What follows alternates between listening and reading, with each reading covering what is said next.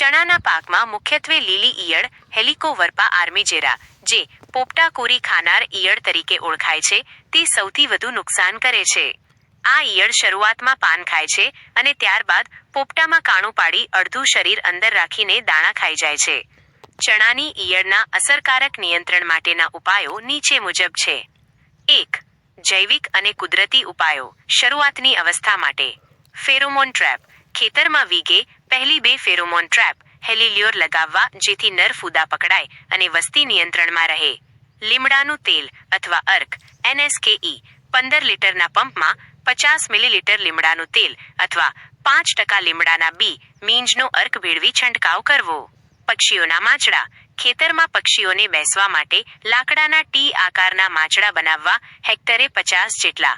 તેના પર બેસીને પક્ષીઓ ઈયળોને વીણી ખાય છે.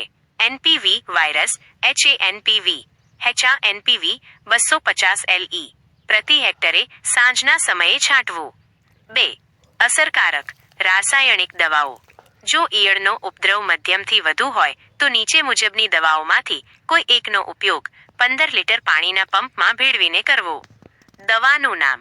પ્રમાણ 15 લીટર પાણીમાં એમામેક્ટિન બેન્ઝોએટ 5% SG 7મી 8 ગ્રામ, spinosad 45% SC 3G 4 millilitre, chlorantraniliprole 18.5 SC, Coragen 3 millilitre, indoxacarb 14.5% SC 10મી 15 મિલીલીટર.